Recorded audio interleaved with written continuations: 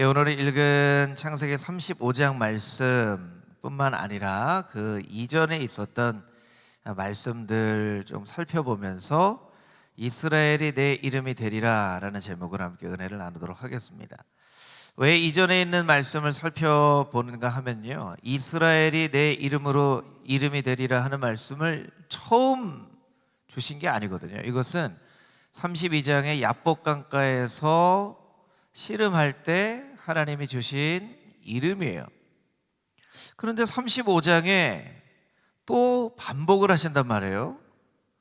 왜 하나님은 반복을 하시는가? 의미가 있다는 것이죠. 그래서 저는 오늘 이 야곱의 두 번의 회심이라는 주제를 가지고 좀 여러분하고 말씀을 좀 나누려고 합니다. 야곱의 첫 번째 회심이 있었죠. 첫 번째 회심은 야복강가에서의 기도를 통해서 얻은 회심입니다. 이것은 과거로부터의 회심이죠. 과거에 야곱은 두려움이 많았던 사람이었습니다. 아주 부유한 집안, 이삭은 얼마나 부자인지도 측정할 수 없을 만큼 큰 부자였는데, 아니 그 부잣집의 둘째 아들이 복 받지 못할까봐 그 형에게서 장자권을 뺐잖아요. 야곱의 마음 가운데는 성경 본문에 보면 두려운 마음이 있었어요. 아버지의 사랑을 못 받을 것 같은 두려움, 또 에서에게서 장자권을 빼앗은 다음에는 에서에게 해코지 당할까봐 갖게 되는 두려움, 또 삼촌 집에 피해서 일할 때는 삼촌이 자기의 열심히 일한 소유를 다 빼앗아 갈까봐 두려워하는 두려움. 하나님이 야곱에게 늘 말씀하셨지만 야곱의 마음 가운데에는 두려움이 있었어요. 여러분, 우리도 마찬가지입니다. 하나님께 예배를 하고 하나님의 말씀을 듣고 해도 우리의 마음 가운데 두려움이 있어요. 이 두려움의 문제를 우리가 평생 동안 해결해 나가야 되는 것이죠. 야곱이 창세기 32장 7절 말씀에 보면 야곱이 심히 두렵고 답답하여, 이렇게 얘기를 합니다. 심히 두렵고 답답하여. 야곱의 마음이 그랬다라는 거예요. 그래서 야곱이 선택한 것은 무엇입니까? 돈으로 해결하려고 하는 거죠. 그러니까 재물을 형에게 보냄으로 형의 마음을 좀 누그러뜨릴 수 있을까 하는 것이죠. 돈으로 해결하려고 하는 거예요. 새벽 예배 때도 제가 말씀드렸지만 정말 어마어마한 재물을 형한테 선물로 보내요. 그러니까 제가 볼 때는 야곱이 형한테 장자권을 얻어냈긴 했지만 장자권 얻어내고 야곱이 사실은 누린 게 별로 없어요. 형한테 준 게 훨씬 더 많아요. 암염소 120마리, 순염소 20마리, 암양 200마리, 순양 20마리, 낙타 30마리, 암소 40마리, 황소 10마리, 암낙이 20마리, 새끼낙이 10마리. 여러분, 이렇게 많이 선물로 보낼 필요가 있었을까요? 여러분, 이 선물에, 이 에서에게 보낸 선물의 크기는 야곱의 마음 가운데 있는 두려움의 크기를 나타냅니다. 얼마나 두려웠는지 이 선물의 크기가 나타내는 거예요. 이렇게 선물을 보내고 나서도 야곱은 안심이 안 돼요. 그래서 맨 뒤에 남죠. 맨 뒤에 남아요. 그 가족들도 다 보내고 나서 맨 뒤에 남아요. 그리고 홀로 남았을 때 하나님의 사자와 생명을 걸고 기도를 하죠. 제가 박스로 좀 준비를 했는데 새벽 예배 때는 제가 잠깐 언급을 드렸는데 이렇게 좀 정리를 할 수 있을 것 같아요. 야곱의 회심 이전에는 야곱은 무엇이든지 돈으로 문제를 해결하려고 했던 사람이에요. 야곱의 인생의 중심에는 돈이 있었어요. 축복이 있었죠. 그런데 이 야복강가의 회심 이후에는요, 야곱이 깨달았어요. 이게 돈으로 해결되어지는 것이 아니구나. 기도로 해결되어지는 것이구나. 그렇게 깨달았어요. 여러분의 삶 가운데에도 어떤 문제가 생기면 돈으로 그 문제를 해결하려고 하기보다 기도로 그 문제를 해결하려고 하는 하나님의 사람들이 되시기를 주님의 이름으로 축복합니다. 아멘. 표를 다시 보여주세요. 네. 사람과 문제를 해결하려고 했어요. 에서와 문제를 해결하려고 했죠. 야곱에게 가장 두려움을 주는 사람은 지금 에서예요. 에서가 자기를 죽일까 봐. 잘못한 게 있으니까. 잘못한 게 없었으면 이렇게 두려워할 필요도 없죠. 잘못한 게 있었으니까. 에서와의 문제 가운데 이걸 해결하려고 합니다. 그런데 사실은 야곱이 에서와 이 문제를 해결하기 전에 하나님과 이 문제를 먼저 해결합니다. 하나님과 문제를 해결하고 나니까 에서를 만날 수 있게 되는 거예요. 여러분, 이거 굉장히 중요한 말씀인데요, 잘못 오해하면 이렇게 생각할 수 있어요. 사람들과 잘못 어떤 관계가 오해가 생기고 문제가 생겼는데 하나님께만 기도하고 나는 하나님께 해결됐기 때문에 사람하고 문제 없어 하면 안 돼요. 하나님과 먼저 문제를 해결하고 난 뒤에 그 사람과 해결한 거죠. 여러분, 야곱이 하나님과 기도로 문제를 해결하고 나서 에서 앞에 가잖아요. 그리고 목을 어긋맞히고 울잖아요. 그러니까 하나님과 먼저 문제를 해결하려고 해야 돼요. 여러분들, 사람들과의 문제가 있죠. 가족들 간에 사실은 가족들이 가장 가까운 사람들인데 가장 상처를 많이 받는 것은 사실은 가족이에요. 여러분, 모르는 사람들한테 상처받는 경우 별로 없습니다. 가장 가까운 사람들에게 상처받아요. 그래서 어떤 시인은 우리의 사랑은 고슴도치의 사랑 같다. 너무 멀어지면 멀어질까 봐 두려워하고 가까이 가면 찔려요. 또 그러니까 고슴도치가 사실은, 근데 고슴도치는요 가까이 가도 서로 찌르지는 않는데요. 시인의 표현에 의하면 고슴도치처럼 가까이 가면 찌르고 너무 멀면 멀어질까 두려워하고, 이제 가족이 참 어려운 그런 관계예요. 가족들과의 어떤 문제, 혹은 이웃들과의 문제, 혹은 교우들과의 어떤 문제가 있을 수도 있죠. 있을 수가 있어요. 근데 여러분, 하나님께 먼저 기도함으로 나아가서 하나님과 그 문제를 해결한 뒤에 그 사람과의 문제를 해결해야지, 그 사람과 문제를 해결하려고 아무리 노력을 해도 그 문제가 잘 해결이 안 돼요. 하나님과 먼저 문제를 해결해야 되기 때문에. 그래서 야곱이 야복강가의 첫 번째 회심에서 깨달은 것은 하나님과 이 문제를 해결해야 되는구나. 그래서 야곱이 정말 환도뿌리가 부러지기까지 하나님과 싸워서 이겼다라는 이야기를 들을 만큼 간절한 마음으로 기도했다라는 거예요. 세 번째 표를 보여주시면, 야곱은요 늘 지혜가 있었어요. 그런데 야곱의 지혜는 약간 지혜라기보다 꾀예요. 꾀. 형한테 어떻게 하면 장자권을 살까. 지난주 설교였죠.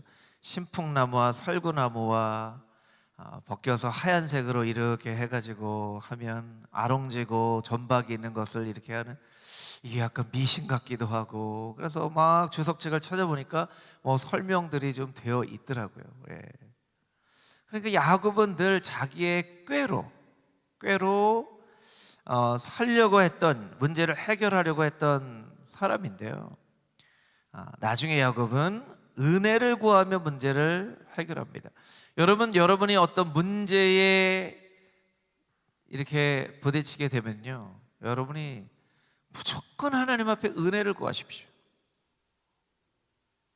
같이 한번 따라해 볼까요? 문제를 만나면 하나님께 은혜를 구해야 한다. 하나님께 은혜를 구해야 돼요. 하나님께 은혜를 구해야 돼요.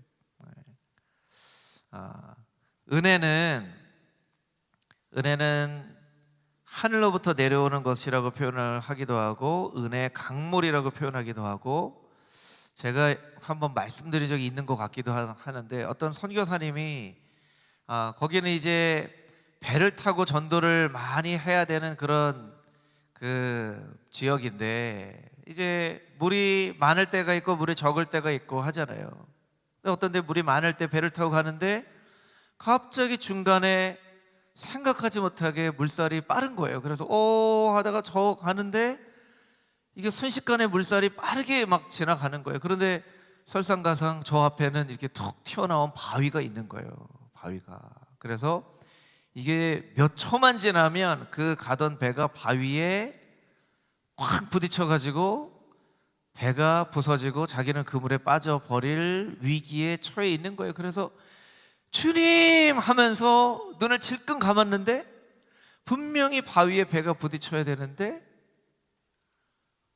부딪히지 않은 거예요. 그래서 무슨 어떻게 된 일이지 하고 보니까 바위는 저기 있고, 그래서 이 선교사님이 이게 어떻게 된 일인가, 이게 어떻게 된 일인가 하면서 생각을 하면서 나름대로 어떤 결론을 내렸냐면, 내가 그 바위에 부딪힐 때쯤에 어디선가 강물이 확 와서 그 바위를 넘길 만큼 물이 싹 불어가지고 그 바위를 넘긴 것이 아닌가. 그래서 선교사님이 깨달은 거예요. 내 인생도 똑같구나. 내 인생에 부딪혀서 내 인생에 깨어져 버릴 것 같은 문제를 만나도 하나님께서 은혜의 강물을 흘러보내셔서 그 문제를 넘어서게 하시면 능히 그 문제를 넘어설 수 있겠구나.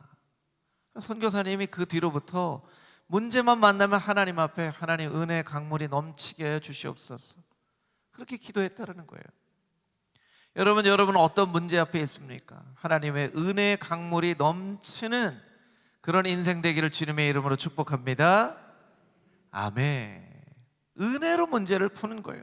그래서 여러분, 야곱의 첫 번째 회심, 야복강가에서 기도는 과거로부터의 회심인데, 기도로 하나님과 또 은혜로 문제를 구하며 해결하는 인생으로 야곱의 인생이 변화가 되었어요. 어떻게 변화된 것을 깨달아 알 수 있죠? 33장 1절에서 3절까지의 말씀을 보면 야곱이 어떻게 변화된 것을 알 수 있겠죠. 우리 같이 한번 자막으로 읽어보겠습니다. 시작. 야곱이 눈을 들어보니 에서가 400명의 장정을 거느리고 오고 있는지라. 그의 자식들을 나누어 레아와 라헬과 두 여종에게 맡기고 여종들과 그들의 자식들을 앞에 두고 레아와 그의 자식들은 다음에 두고 라헬과 요셉은 뒤에 두고 자기는 그들 앞에서 나아가되 몸을 7번 땅에 굽히며 그의 형 에서에게 가까이 가니. 3절을 보여주시면 야곱이 지금 어디 있어요? 맨 앞에 있는 거예요. 맨 앞에. 야복강가에서 기도하기 전에는 어디 있었죠? 맨 뒤에 있었어요. 맨 뒤에. 그런데 야곱이 여기에서 하나님을 만나고, 이게 은혜로 해결되어지는 것이구나, 이게 기도로 해결되어지는 것이구나 깨닫고 난 다음에는요, 야곱이 맨 앞으로 갔어요. 아마 에스더와 같은 마음이었겠죠. 죽으면 죽으리라, 하나님이 이렇게 은혜를 베풀어 주셨는데 나를 이렇게 죽게 하시지는 않겠지 하고 그렇게 에서를 만날 수 있었던 거예요. 우리에게 한번 이런 질문을 해보면 좋을 것 같아요. 나는 무엇으로 문제를 해결하려고 하는 사람인가? 여러분은 무엇으로 문제를 해결하려고 하는 사람입니까? 돈입니까? 기도입니까? 사람입니까? 하나님입니까? 여러분의 능력이나 여러분의 꾀입니까? 아니면 하나님 은혜를 베풀어 주십시오, 은혜 강물이 넘쳐서 그 문제를 넘어가게 해주십시오라고 기도하는 사람인가? 여러분 자신을 이렇게 돌이켜 볼 수 있는 그런 시간이 되면 좋을 것 같습니다. 나눠드린 교환 뒷장을 넘겨보시면요, 야곱의 두 번째 회심이 이제 오늘의 본문의 말씀이에요. 오늘의 본문의 말씀, 베델에 제단을 쌓은 야곱. 이것은 미래를 향한 회심이에요. 여러분, 우리의 회심도 마찬가지예요. 우리의 회심도 사실은 동전의 양면 같아요. 여러분, 평생의 회심은 한 번 하는 것이지만 이 회심의 의미는 방향에 따라서 과거로부터의 회심의 의미가 있고 미래를 향한 회심의 의미가 있어요. 회심은 한 번이지만 방향에 따라 두 방향으로 나뉘어진다는 거예요. 지난주 본문의 말씀, 사도 바울이 왜 해명할 기회를 얻고 나서도 해명을 하지 않고 증거하는 삶을 살았는가? 예수님께서 바울에게 사명을 주셨기 때문이죠. 사명은요, 미래를 향한 회심으로부터 받게 되는 거예요. 예수님의 용서의 은혜는 과거로부터의 죄 사함을 얻는 그런 회심이죠. 그러니까 우리가 이 두 가지 회심을 잘 기억해야 돼요. 하나님께서는요, 야곱에게 뭐라고 말씀하셨냐면 내 조상의 땅, 내 족속에게로 돌아가라고 창세기 31장 3절 말씀에 분명히 말씀하셨어요. 내 조상의 땅으로, 내 족속에게로 돌아가라. 내가 너와 함께 할 것이다 말씀하셨어요. 근데 여러분, 야곱이 조상의 땅으로 돌아갔나요? 조상의 땅으로 결국에는 오늘 본문의 말씀에 보면 돌아갔지만 처음에는 안 돌아갔죠. 에서가 나와 함께 세일로 가자 할 때 형 따라 세일산으로 안 갑니다. 여러분, 그렇게 극적인 형제 상봉을 하고 눈물을 흘리고 했는데 아직도 야곱이 에서를 좀 두려워하는 것 같죠? 그렇죠? 같이 가자 하는데 안 따라가요. 안 따라가요. 그러면 내 사람을 조금 여기다 놔두고 널 지켜줄게. 아예 그렇게 하지 마십시오 하고 보내요. 왜냐하면 형 사람이 이렇게 있는 게 마치 보호해주는 사람이 아니라 감시하는 사람처럼 느끼는 거예요. 그리고 얼른 숙곡과 세겜이라는 곳에 돈을 주고 땅을 사버립니다. 왜 이렇게 빨리 돈을 주고 땅을 사버리죠? 형이 찾으면 아니 너 온다 그랬는데 왜 안 왔어? 아유 형님, 제가 벌써 여기 돈을 주고 땅을 샀어요. 이렇게 얘기를 하려고 했겠죠. 네. 그리고 제단까지 쌓습니다. 엘엘로의 이스라엘, 하나님 이스라엘 하나님이라고 그렇게 제단까지 쌓아요. 그런데 그렇게 세겜에 정착하고 난 다음에 비극적인 일이 일어나죠. 야곱의 하나밖에 없는 외동딸 디나가 그 하몰의 그 세겜 땅 히위족 속의 하몰의 아들 세겜 추장 세겜에게 강간을 당합니다. 그리고 이것을 시므온과 레위가 분하게 여겨서 할례를 받게 하고 그 땅에 있는 모든 남자들을 다 죽여요. 다 죽여요. 그리고 다 노략질을 합니다. 노략질을 해요. 그래서 야곱이 어떻게 그렇게 할 수가 있겠냐 하니까 시몬과 레위가 오히려 그러면 우리 누이를 창녀같이 대하는 것을 어떻게 눈뜨고 가만히 보고 있으란 말입니까? 이렇게 얘기를 한단 말이에요. 그리고 나서 이제 오늘의 본문의 말씀이 나와요.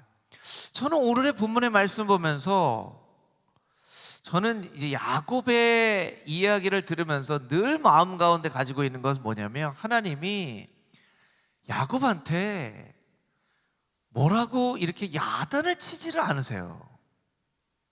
여러분, 자녀들 키워보시면 아시겠지만 자녀들이 잘못을 하면 야단을 쳐야 되나요? 말아야 되나요? 한참 뒤에 쳐야 되나요? 아니면 잘못했을 그때 야단을 쳐야 되나요?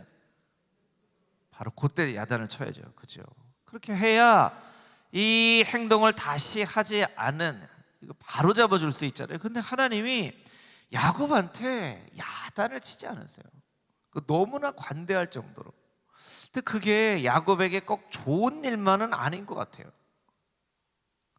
어린아이들은 혼나는 거 싫어하지만 사실은 혼나는 것을 통해서 행동이나 말이, 생각이 바로 잡혀지는 경우가 있잖아요. 근데 야곱에게만큼은 하나님이 이렇게 막 혼내지 않으세요.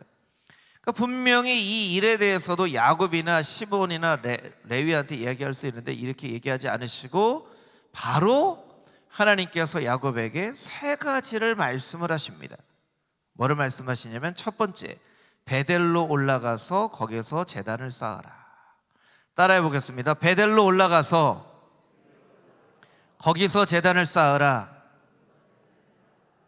여러분, 제단을 쌓는 것, 오늘날 예배를 말하는 것이죠. 제단을 쌓는 것도요, 하나님이 제단을 쌓으라고 하는 곳에서 제단을 쌓아야 되는 거예요. 하나님의 방법으로, 하나님의 명령으로 순종해서 제단을 쌓아야 되는 거예요. 세겜에 쌓은 제단, 엘렐로헤 이스라엘, 하나님 이스라엘의 하나님, 이 제단은요 하나님을 위한 제단이 아니라 야곱 자신을 위한 제단이에요. 이렇게 제단을 쌓아야 형이 나를 데려가지 못하겠지, 여기 제단까지 쌓고 예배를 드렸는데, 여러분 예배는요 철저하게 하나님 중심으로 드려져야 돼요. 인간 중심으로 드려지면 안 돼요. 그래서 자꾸 인간은요 편하기를 원하잖아요. 그래서 예배는 너무 편하게 예배를 드리면, 사실은 뭐 편하게 예배를 드리면서도 하나님께 영광을 올려드리는 것이면 문제가 없지만, 내가 편하려고 하나님께 영광을 드리는 것을 이렇게 막는 것, 이것은 우리가 생각을 해봐야 돼요. 여러분 코로나19 때 우리가 반복해서 계속 말씀드리지만 영상으로 예배를 드릴 수밖에 없는 성도들이 있어요. 있긴 있지만 여러분, 영상으로 예배를 드리지 않고 성전에 나와서 예배를 드릴 수 있는 분들은 꼭 성전에 나와서 예배를 드리세요. 왜냐하면 영상으로 예배를 드리는 게 2배, 3배 더 힘들어요. 그렇지 않나요 여러분? 영상으로 예배를 드리는 게요 2배, 3배 더 힘들어요. 정말 영상으로 예배를 드리려면 정말 금식기도 해가면서 준비를 하면서 예배를 드려야 이 성전에서 예배를 드리는 것 비슷한 은혜를 받게 돼요. 엘렐로의 이스라엘 세겜에 세웠던 그 제단은 야곱 자신을 위한 그런 제단과 같아요. 그런데 이 베델에 쌓은 제단은 하나님께서 말씀하신 대로 쌓은 제단이죠. 여러분 오늘의 본문의 말씀 14절 15절 말씀을 한번 볼까요? 14절 15절 말씀 제가 한번 읽어보겠습니다. 야곱이 하나님이 자기와 말씀하시던 곳에 기둥 곧 돌기둥을 세우고 그 위에 전제물을 볶고 또 그 위에 기름을 붓고 하나님이 자기와 말씀하시던 곳의 이름을 베델이라 불렀더라. 하나님이 말씀하시던 곳에, 하나님 말씀하셨어요. 이곳에 제단을 쌓으라고. 그러면 하나님 말씀하시던 곳에 가서 먼저 제단을 쌓아야 되는데 자기 마음대로 세겜 땅에서 제단을 쌓은 거예요. 여러분 우리의 예배는 하나님의 말씀하시는 대로 예배를 드리고 있는가? 나 중심적인 예배인가? 하나님 중심적인 예배인가? 하나님께 영광을 올려드리는 하나님 중심적인 예배를 드린다면요 불편하고 어렵고 힘들어도요 우리는 그 예배를 드려야 돼요. 할렐루야. 야곱에게 그것을 말씀해 주시는 거예요. 베델로 올라가서 거기 제단을 쌓아라. 두 번째, 너희 중에 있는 이방 신상들을 버리고 자신을 정결하게 하라. 따라해 보겠습니다. 너희 중에 있는 이방 신상들을 버리고 자신을 정결하게 하라. 이방 신상들이 있었어요. 이렇게 말씀하시지 않았다면 이방 신상들이 있었던 것을 몰랐었던 것 같아요. 아니 야곱의 가족에게 무슨 이방 신상들이 있었겠어 하는데, 오늘 본문의 말씀 보니까 그렇게 말씀하시고 나서 4절 이하에 보니까 막 이방 신상과 귀에 있는 귀고리와 또 옷을 갈아입으라고 말씀하시잖아요. 이 옷은 어떤 영적인 의미가 담겨져 있는 그런 옷이었던 것 같아요. 옷을 갈아입으라고. 그래서 상수리 나무 아래 이것을 묻습니다. 여러분 그 당시에 귀고리 이건요 보통 다 금으로 만들었어요. 금을 상수리 나무 아래 이만큼 묻고 가는 거 쉬운 일이었을까요? 쉽지 않은 일이었을 거예요. 하나님, 이거 그냥 녹이면 그냥 금인데 이거 꼭 여기 이렇게 묻어야 됩니까? 이거 녹이면 금인데 이거 꼭 이방신 이렇게 라고 생각하지 말고 그냥 금이라고 생각해 주시면 안 돼요? 이렇게 얘기할 수도 있단 말이에요. 그런데 야곱과 가족들은요 당장에 하나님께서 말씀하신 것처럼 자기 중에 있는 이방 신상들과 귀걸이와 옷들을 상수리 나무 아래 아쉬움 없이 아까움 없이 묻어버리고 떠납니다. 여러분, 새 출발을 하기 위해서는요, 옛것을 과감하게 버릴 수 있어야 돼요. 새 출발하려면요, 옛것에 연연해 하면 안 돼요. 이사야서에도 말씀하시잖아요. 하나님께서 내가 새 일을 행하고 있는데 너희는 왜 느끼지 못하고 있느냐? 새 술은 어디에 담아야 된다고요? 새 포도주에 담아야 된다는 거예요. 야곱은 새 출발을 하기 위해서 옛것을 과감하게 버리고 땅에 묻습니다. 묻고 떠납니다. 이렇게 순종을 하였을 때에 그 주변에 있는 모든 사람들을 두려워하게 해서 야곱의 가족들을 쫓아와서 해코지하려는 사람이 아무도 없었다는 거예요. 사실은 이 히위족 속의 모든 남자들을 죽였다라는 것 자체는요, 굉장히 어떻게 보면 복수를 받을 만한 그런 일이거든요.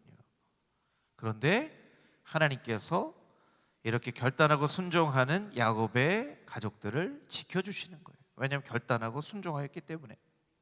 세 번째, 하나님께서 뭐라고 말씀하시냐면 내 이름을 다시는 야곱이라 부르지 않겠고 이스라엘이 내 이름이 되리라 라고 말씀하십니다. 따라해 보겠습니다. 이스라엘이 내 이름이 되리라. 이스라엘이 내 이름이 되리라. 이미 말씀해 주셨어요. 32장에 이스라엘이 내 이름이 되리라 라고 말씀해 주셨어요. 근데 왜 또 한 번 더 반복해서 35장에 말씀하시는가? 32장에 말씀해 주셨음에도 불구하고 야곱은 이스라엘로 살지 않고 계속 야곱으로 살고 있는 거예요. 여러분, 이름을 바꾼다는 것은요, 굉장히 중요한 의미를 가지고 있습니다. 사울과 바울은요, 너무나 다른 인생이에요. 아브람과 아브라함은 너무나 다른 거예요. 사레와 사라는 너무나 다른 거예요. 이것은 완전히 새로운 삶을 의미하는 거예요. 하나님께서 야곱에게 너를 이스라엘로 부르라고 말씀하셨는데 야곱은 계속 야곱으로 사는 거예요. 왜냐하면 야곱으로 사는 게 익숙하기 때문에 그렇죠. 내 이름을 이스라엘이라 하라라고 말씀을 하신 그 의미는 어떤 의미냐면 이런 것입니다. 너 이스라엘답게 살아. 이름만 바꿔줬다고 바뀌는 게 아니야. 이름 바꿔준 대로 이스라엘답게 살아라 라고 말씀해 주는 거예요. 여러분, 우리에게도 이런 경험이 있죠. 우리에게도 이런 경험이 있어요. 예수님 알지 못했던 사람 존재에서 예수님을 알고 크리스찬이라고, 성도라고 이름이 바뀌어진 그 시점이 우리에게 있다라는 거예요. 성도 아니었던 시절과 성도인 시점이 있다는 거예요. 그리스도인이 아니었던 때와 그리스도인인 때가 있다라는 거예요. 너 내가 앞으로 크리스찬이라고 부를게. 하나님, 저 옛날부터 크리스찬이었는데요? 그게 아니라 크리스찬답게 살라고 이렇게 말씀해 주시는 거예요. 여러분은 크리스찬답게 살고 계십니까? 그런 여러분에게 하나님께서 말씀해 주시는 거예요. 너는 이스라엘답게 살아야 한다. 이스라엘이 내 이름이 될 것이다. 말씀해 주시는 거예요. 빌립보서 2장 12절 말씀을 우리 자막으로 같이 한번 읽어보겠습니다. 빌립보서 2장 12절 말씀 함께 읽겠습니다. 그러므로 나의 사랑하는 자들아, 너희가 나 있을 때뿐 아니라 더욱 지금 나 없을 때에도 항상 복종하여 두렵고 떨림으로 너희 구원을 이루라. 아멘. 너희 구원을 이루라. 여러분에게 질문해 보겠습니다. 구원은 받는 것인가요? 이루는 것인가요? 구원은 받는 거예요? 이루는 거예요? 이루는 거예요. 네. 여러분, 구원은 받는 거죠. 구원은 우리의 노력으로 이루는 게 아니잖아요. 예수님 믿으면 그냥 구원을 은혜로 받는 거잖아요. 근데 이 말씀이 잘못됐네요. 왜 여기는 구원을 이루라라고 표현하고 있을까요? 여러분, 구원은 받는 거예요. 구원은 전적으로 내 노력과 내 결단과 내 의지가 전혀 필요 없다는 게 아니에요, 여러분. 어떤 사람들은 그렇게 잘못 이해해요. 내 노력과 내 의지와 내 결단이 전혀 필요 없다라고 생각하는 게 아니라, 얘기하는 게 아니라, 내 노력과 내 의지와 내 결단에 비교할 때 너무나 구원의 큰 은혜가 비교할 수 없을 만큼 크기 때문에 내 의지와 노력과 결단은 아무것도 아닌 것처럼 여겨져서 이게 내 노력으로 받는 게 아니라고 표현하는 거죠. 여러분, 이해가 되시겠어요? 이해가 되시겠죠? 그래서 전적으로 은혜라는 거예요. 예를 들면 어떤 한 사람이 동업을 하는데, 동업을 해요. 어떤 한 사람은 자본금을 1원 냈어요. 어떤 사람은 너 1원 냈으니까 내가 1조 원 낼게, 같이 동업하자. 그러면 이 1원 낸 사람이 나 동업자야 이렇게 말할 수 있을까요? 그거 똑같은 거예요. 이 사람 1원 냈죠. 우리가 예수님 믿고 의지하고 결단한 것은요, 그와 같아요. 그래서 우리의 노력과 의지와 결단이 필요 없다는 게 아니라 이것은 너무나 작기 때문에 온전히 은혜로 구원을 받는 거라고 표현을 하는 거예요. 그런데 이 본문의 말씀 가운데 왜 너희 구원을 이루라라고 말씀하셨냐면, 이 구원을 이루라라는 뜻은 우리가 노력해서 구원 이룬다는 뜻이 아니에요. 구원받은 백성답게 살라는 의미예요. 마지막으로 따라해 보겠습니다. 구원받은 백성답게 살라. 구원받은 백성답게 살라. 그것이 바로 너희 구원을 이루라라는 의미예요.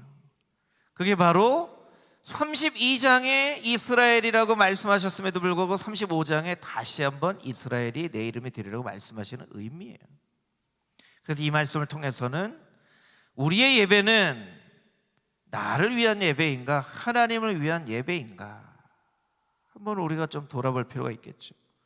또 나는 구원받은 백성답게 얼마나 잘 살고 있는가. 여러분, 이 말씀을 통해서 여러분 자신을 비춰보고 하나님 구원받은 백성답게 잘 살 수 있도록 날마다 하나님의 은혜를 베풀어 주시옵소서 간구하고 결단하고 기도하며 나아가는 여러분 모두가 되시기를 주님의 이름으로 축복합니다. 아멘. 함께 기도하겠습니다.